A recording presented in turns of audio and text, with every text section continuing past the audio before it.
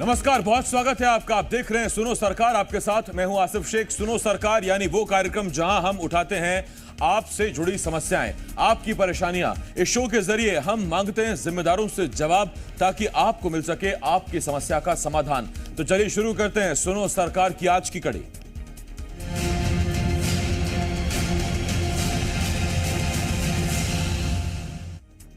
सुनो सरकार में आज सबसे पहले बात उमरिया की, जहां आदिवासी छात्राओं के लिए स्कूल तो बन गया, लेकिन छात्राएं कई सुविधाओं से अभी भी वंचित हैं। स्कूल निर्माण में लापरवाही बरतने का आरोप भी लग रहा है। वहीं सुनो सरकार में दिखाएंगे हरदा में दिव्यांग सरकार से गुहार लगा रहे हैं, क्योंकि उनको सर्टिफिकेट बनाने के लिए भटकना पड़ रहा है और उनसे शुल्क भी वसूला जा रहा है। इसके अलावा शहडोल की बात करेंगे, जहां भूमाफिया अवैध प्लॉटिंग कर रहे हैं और यह सब हो रहा है पटवारी की मिलीभगत से। अब सवाल यह है कि भूमाफिया पर कार्रवाई कब होगी।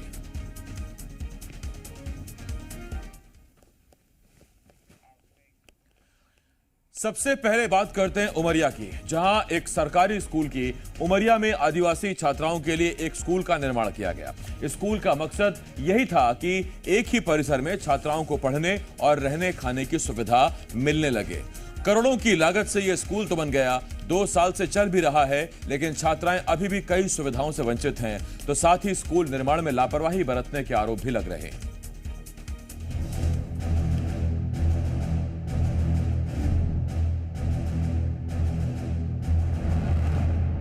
ये तस्वीर है उमरिया आदिवासी कन्या शिक्षा परिसर की। करीब 32 करोड़ रुपए की लागत से बने इस आवासीय विद्यालय में 467 छात्राएं पढ़ाई कर रही हैं। इस स्कूल को बने 2 साल हो गए हैं, लेकिन ये स्कूल कई सुविधाओं से अब भी महरूम है।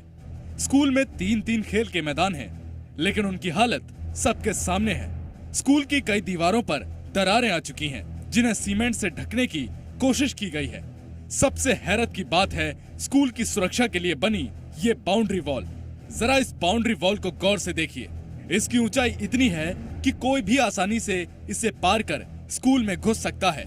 वहीं स्कूल को मेन सड़क से जोड़ने वाले रास्ते की हालत भी बेहद खराब है।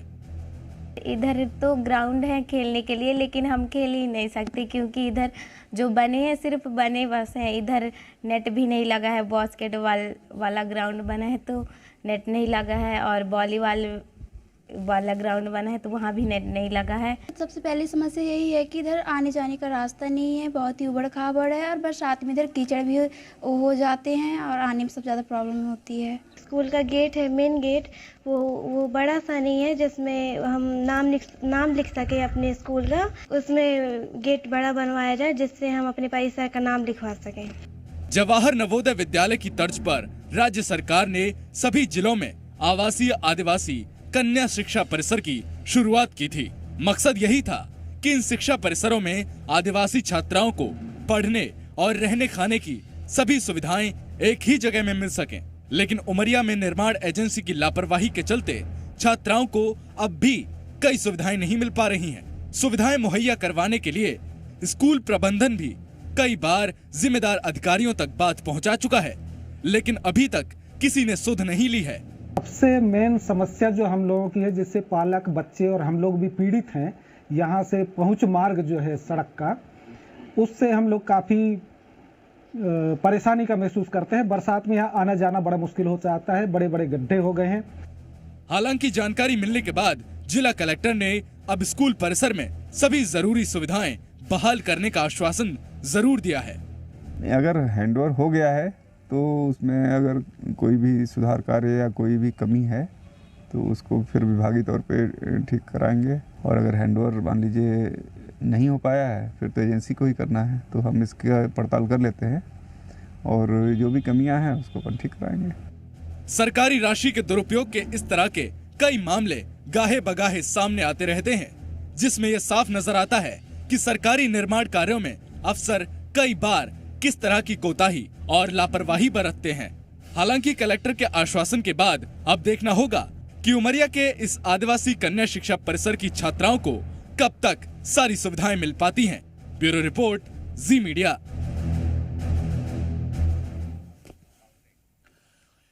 अरुण त्रिपाठी, जी मीडिया संवाददाता, उमरिया से इस वक्त इस बड़ी खबर पर हमारे साथ जुड़ रहे हैं। अरुण, करोड़ों लगाकर छात्रावास बनाया गया, इसका लाभ क्या हुआ जब छात्राएं सुरक्षित नहीं है, उन्हें सुविधाएं नहीं मिल रही?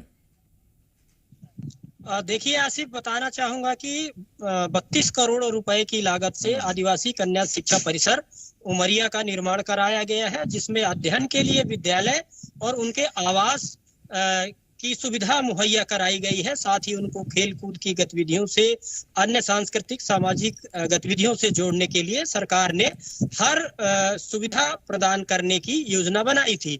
लेकिन निर्माण एजेंसी जो PIU है, जिसने इस विद्यालय भवन का निर्माण किया है, उसने इतनी बड़ी गफलत और भ्रष्टाचार किया है कि ये जो 467 छात्राएं अभी अध्ययनरत हैं, उनको उस स्तर की सुविधाओं का लाभ नहीं मिल पा रहा है।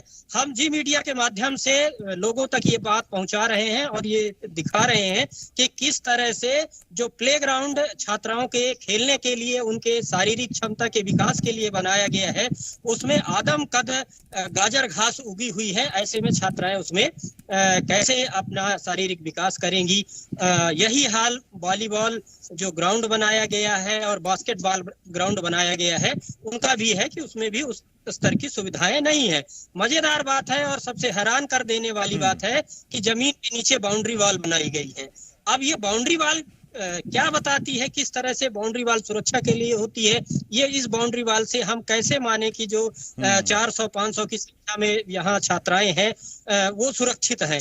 तो ये कई सारे इसमें सवाल हैं और स्पष्ट रूप से निर्माण एजेंसी का जो भ्रष्टाचार है इस पूरी कवायद में दिखाई दे रहा है। आसिफ जी, बहुत धन्यवाद आपका अरुण, इस तमाम जानकारी के लिए। अरुण जी मीडिया संवाददाता उमरिया से इस बड़ी खबर पर हमारे साथ जुड़े हुए थे।